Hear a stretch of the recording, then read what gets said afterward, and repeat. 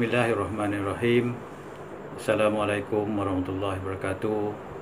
Salam sejahtera. Yang bahagia Cik Zalina binti Muhammad Esa, pensyarah kami. Pada malam ni kita akan membentangkan tentang perbandingan sistem perubatan antara negara Mali dan juga Turki. Dan sebelum tu saya nak memperkenalkan ahli kumpulan kami, saya sendiri Zulkifli bin Rais.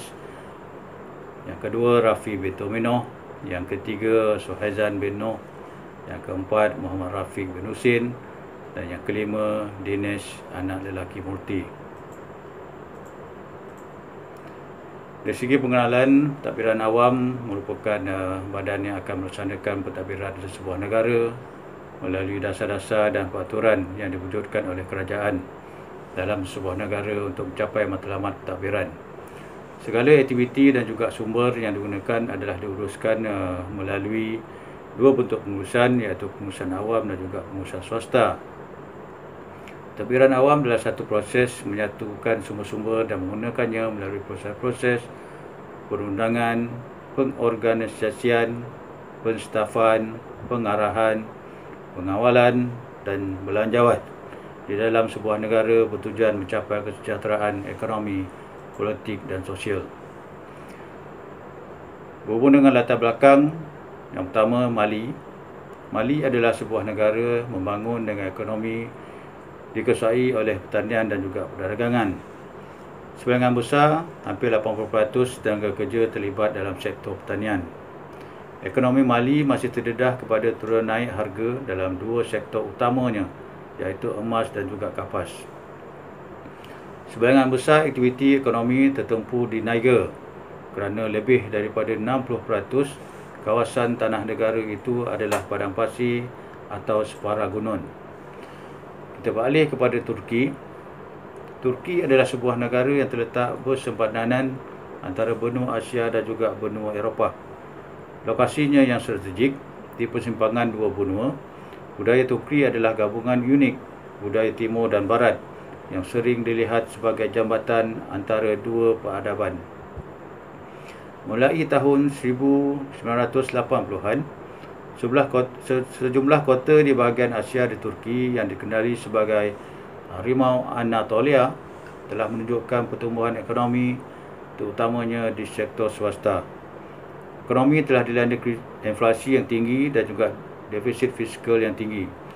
Sektor-sektor utama ekonomi Turki yang lain ialah perbankan, pembinaan, pembuatan kelengkapan rumah, elektronik, tekstil, penapisan petroleum, keluaran petrokimia, makanan, perlombangan, besi dan keluli, industri mesin dan juga industri automotif. Saya serahkan kepada rakan yang lain. Terima kasih. Terima kasih di atas sahabat saya pembentangan tadi. Bismillahirrahmanirrahim. Assalamualaikum dan salam sejahtera. Saya Sultan bin Haji Noh 257744 akan membentangkan berkaitan tentang hubungan luar antarabangsa. Pertama, kita lihat pada Mali. Mali adalah sebuah anggota Bangsa-Bangsa Bersatu PBB dan sebagian besar agensi khasnya serta bilangan organisasi serantau di Afrika. Meja keahlian merangkumi Bank Pembangunan Afrika, Kesatuan Afrika, Kesatuan Eropah, anggota bersekutu, Pertubuhan Buruh Antarabangsa, Tabung Kewangan Antarabangsa, Kesatuan Telekomunikasi, Pergerakan Negara-Negara Berkecuali, Organisasi Persidingan Islam OIC, Kesatuan Sejagat dan Bank Dunia. Bali juga merupakan peserta aktif dalam Komuniti Ekonomi Negara-Negara Afrika Barat dan Kesatuan Ekonomi dan Kewangan Afrika Barat, serta Komuniti Negara-Negara Sahara Suruhanjaya Sungai, Jawatankuasa Tetap Antara Negeri untuk pengawalan kekeringan di Sahara dan Senegal, pembangunan lembah sungai. Mali juga telah menandatangani pelbagai konvensyen dan perjanjian antara negara-negara yang merangkumi senjata biologi dan kimia, geosida, hak asasi manusia dan harta intelek, serta Komisen Geneva dan perjanjian mengenai non-pembayaran senjata nuklear. Untuk makluman, Mali adalah sebuah negara yang baru saja merdeka pada tahun 1960 daripada penjajahan Perancis, iaitu 3 tahun selepas negara kita merdeka. Hubungan antarabangsa juga kita lihat pada Turki. Siapa yang tidak kenal Turki, sebuah negara yang membangun, negara yang pesat membangun, negara yang penuh dengan sejarah perjuangan. Turki adalah sebuah negara pengasas Pertubuhan Bangsa-Bangsa Bersatu PBB, OECD, OIC, OSCE, ECO, BSEC dan G20 ekonomi utama. Pada 17 Oktober 2008, Turki dipilih untuk menjadi seorang ahli bukan tetap di Majlis Keselamatan Pertubuhan Bangsa-Bangsa Bersatu, merupakan salah satu negara di Kesatuan Eropah (EU).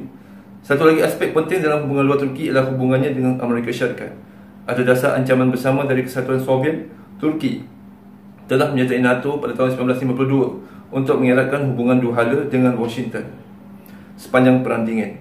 Dalam suasana pasca Perang Dingin, kepentingan geostrategik Turki beralih ke arah kehampirannya dengan Timur Tengah dan juga Balkan. Sebagai balasan, Turki telah mendapat faedah daripada sokongan politik, ekonomi dan diplomasi Amerika Syarikat, termasuk isu-isu utama seperti bidaan Turki untuk menyertai EU.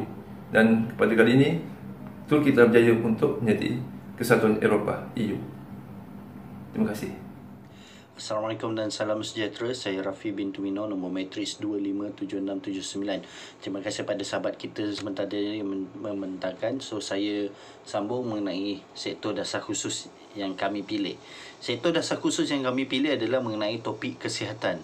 Dasar penjagaan kesihatan Turki ni, untuk pengetahuan semua, Kementerian Kesihatan Turki ditubuhkan pada tahun 1920 dan asas-asas sistem kesihatan di Turki ni dibina pada tahun 1923 sehingga 1946.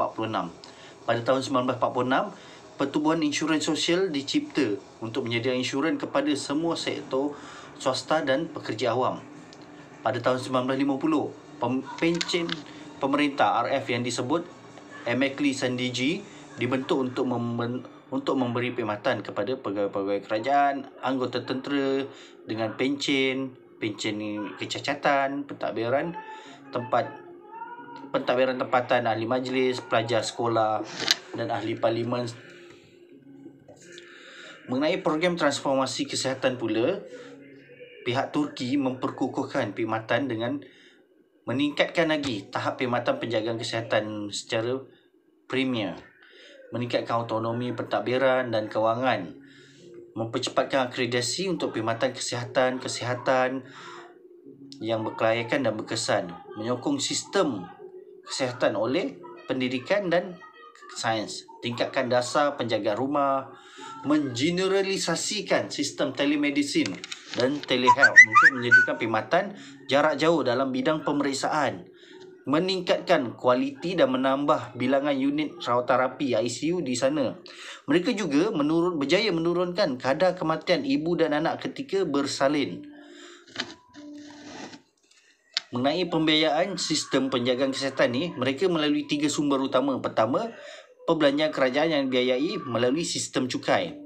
Yang kedua adalah sumbangan warga kerja. Yang ketiga adalah pembiayaan wang saku oleh pihak syarikat atau peribadi. Warga negara asing wajib membayar perkhidmatan kesihatan sehingga mereka tinggal dan bekerja secara berterusan di Turki selama 2 tahun berturut-turut. Majikan mesti mendaftarkan pekerjanya dengan insurans kesihatan dan kemudiannya akan dipotong gaji mereka. And then anggota keluarga yang dilindungi akan dicarum oleh ahli keluarga yang bekerja. Para penganggur, pesara usia tua, mereka yang berpenyakit berpanjangan, ibu bersalin tak perlu membayar kos perkhidmatan kesihatan mereka. Orang yang bekerja sendiri wajib membayar dana insurans kesihatan. Mengenai hospital, di Turki terdapat 3 jenis hospital. Pertama, hospital kerajaan. Kedua, hospital swasta. Ketiga adalah hospital universiti. Hospital universiti ni, mereka ada standard penjagaan yang tinggi. And then, rakyat Turki ni lebih gemar pergi pada hospital swasta sebab di sana tahap perkhidmatan diorang, kepakaran diorang ni standard barat. Tapi harga berpatutan dekat sini. Itu pada tahun 2018 dianggarkan sejumlah sekurang-kurangnya 178,000 warga negara daripada Turki ni datang ke Turki sebagai pelancong perubatan. Sebab di sana kepakaran yang tinggi, kosnya yang rendah. Sangat berpatutan. Berikut mengenai farmasi. Farmasi ni hanya doktor am dan doktor pakar saja yang boleh mengeluarkan preskripsi ubat dan menetapkan ubat yang berdaftar dan boleh diambil di farmasi hospital. And then unit atau wad kecemasan ni ditubuhkan untuk semua warga negara Turki. Tak kira lah mereka ni ada insurans atau tidak. Jabatan kecemasan pula ada ditubuhkan sepanjang tahun tanpa henti, open dengan menggunakan nombor talian 112. And then menjelang tahun 2008, semua ambulan yang digunakan nombor 112 ni untuk perkhidmatan kesihatan kecemasan diakreditasikan standard Eropah. Untuk bidang penjagaan gigi dan pakar mata, okey, dekat sini penjagaan gigi di Turki ni mempunyai standard yang sangat tinggi. Standard yang tinggi. Doktor gigi ni dia ada kemudahan yang memenuhi standard barat, dan mereka sangat peribadi tanpa harga yang tetap untuk rawatan. Turki juga mempunyai reputasi untuk pakar pembedahan laser. Sehingga mereka menghantar pakar mereka untuk melatih pakar oftalmologi di negara-negara lain. Sekian, terima kasih. Saya serahkan persembahan berikutnya kepada sahabat saya. Assalamualaikum. California, San Francisco mengatakan pendekatan Kementerian Kesihatan di Mali telah mengambil langkah politik yang sangat berani dan berani untuk membuat perubahan penjagaan kesihatan berdasarkan buktinya dan yang negatif. Okey, pandemik COVID di Mali dikatakan agak bermasalah juga kerana fasiliti yang tidak baik, dan oleh itu penduduk dan negara Mali sepatutnya mengamalkan norma baru kehidupan untuk memusnahkan rantaian COVID. Okey, bantuan asing sebilangan negara barat telah membantu Mali, negara miskin yang baru mulai baru mula nak mengasai pembangunan kemodenan melalui kisah semasa Belanda. Projek mempercepatkan kemajuan menuju liputan kesihatan sejagat PECSU adalah usaha bersama antara Kedutaan Belanda dan Pembiayaan Global Bank Dunia dan Kementerian Kesihatan di Mali. Amerika Syarikat dia pernah memberi dana sebanyak 45 juta oleh sebuah syarikat pembangunan antarabangsa untuk memperkuatkan sistem kesihatan dan membiayai Mali. Kalau untuk makluman para lecturer dan rakan-rakan sekalian, Mali hanya mempunyai satu ambulans saja. Dalam satu negara hanya satu ambulans saja yang ada di Mali. So itu amat menduka citakan. Okey, sekian, terima kasih. Saya akan pada kawan sahabat saya. Perbezaan antara Turki dan Mali. Ekonomi Mali sangat bergantung pada pertanian, dengan sebahagian besar penduduk di luar bandar terlibat dalam pertanian secara hidup. Kekayaan berpotensi besar Mali terletak pada perdagangan dan pengeluaran komoditi pertanian, ternakan dan ikan. Kawasan pertanian yang paling produktif terletak di tebing Sungai Niger, Inner Delta dan wilayah barat daya di sekitar Sikasso. Manakala Turki ekonomi pasaran bebas. Turki didorong sebahagian besarnya oleh industri dan semakin meningkat sektor perkhidmatan, walaupun sektor pertanian tradisionalnya masih menyumbang sekitar 25% pekerjaan.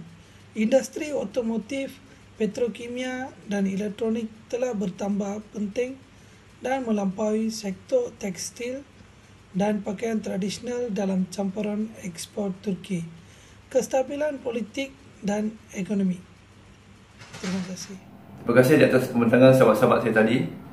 Sebenarnya yang kita maklum bahawa kita sudah kenal Mali, sebuah negara yang kita tidak kenal selama ini, dan pada hari ini dengan pembentangan yang telah kami jalankan, kita dah mula kenal Mali, di mana kedudukan Mali dan juga sejarah, ekonomi dan juga geografi Mali. Dan kita tahu Turki, sebuah negara yang tidak asing lagi, sebuah negara yang memang telah lama terkenal, bermula dengan Turki Uthmaniyah dan kekalahan pada peperangan dunia yang pertama dan diperintah oleh presiden yang pertama iaitu Kemal Atatürk. Dan kita lihat perbandingan antara Mali dengan Turki adalah amat tidak adil jika kita bandingkan Mali dan Turki, kerana kedua-duanya adalah ibarat langit dan bumi, amat jauh. Kita tahu Mali adalah merupakan negara yang 10 di antara 10 negara yang termiskin di dunia, manakala Turki adalah negara yang pesat membangun, sebuah negara yang hebat, terkenal dengan pelbagai pencapaian yang mereka dapatkan, dan juga sebuah negara di dalam gabungan EU. Dan dari sini Kedua negara ada mempunyai persamaan, iaitu negara Republican, dan juga kedua-duanya adalah negara Islam, iaitu satu negara yang maju, satu lagi negara yang mundur. Namun kita lihat di sini bagaimanakah usaha Mali, sebuah negara yang sedang membangkit daripada kemiskinan untuk terus berjuang menjadi sebuah negara yang stabil di Afrika, dan insya-Allah pada masa akan datang akan menjadi satu negara yang contoh ke atas pembangunan di Afrika.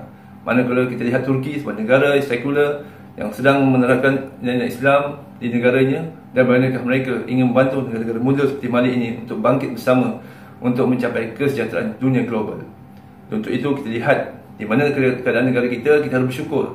Apa yang dapat kami lihat sini, kita harus bersyukur di atas kesedaraan di negara kita ini telah memberikan kita kemewahan, kesenangan dan kemudahan kepada kita di segi fasiliti pendidikan dan juga kesihatan.